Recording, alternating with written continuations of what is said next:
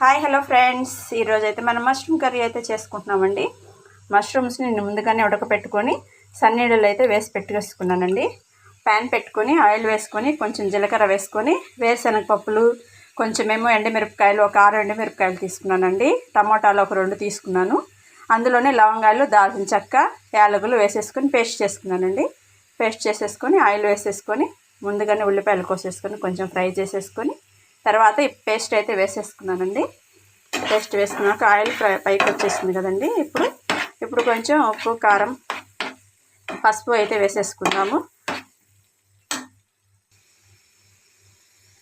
ఉప్పు వేసానండి, పసుపు, కారం తిప్పేసుకుందాం.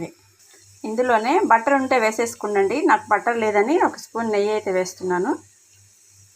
నెయ్యి వేస్తే చాలా టేస్ట్గా ఉంటుందండి మష్రూమ్ కర్రీ. అయితే ఇప్పుడు కొంచెం వాటర్ పోసేసుకొని మష్రూమ్స్ అయితే వేసేసుకుందామండి.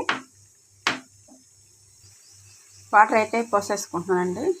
ఒక గ్లాస్ వాటర్ అయితే పోసుకుంటున్నాను. ఇప్పుడైతే మష్రూమ్స్ వేసేసుకుందామండి.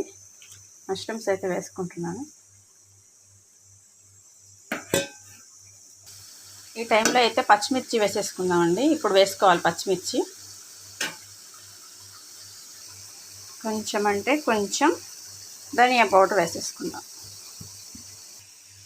కొత్తిమీర అయితే వేసేసుకుందామండి. అయిపోయింది కర్రీ అయితే. మష్రూమ్ కర్రీ అయితే రెడీ అయిపోయిందండి. సర్వింగ్ బౌల్లోకి అయితే తీసుకుందామండి. అయిపోయింది కర్రీ అయితే. గిన్నెలోకి అయితే తీసేసుకుందాం. వేడిగా మష్రూమ్ కర్రీ అయితే రెడీ అయిపోయిందండి. మష్రూమ్ కర్రీ అయితే చపాతీలోకి, రోటీలోకి, బిర్యానీలోకి కూడా తినేసేయచ్చు.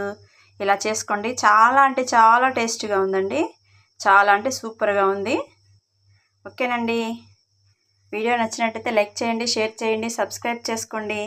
Thank you so much.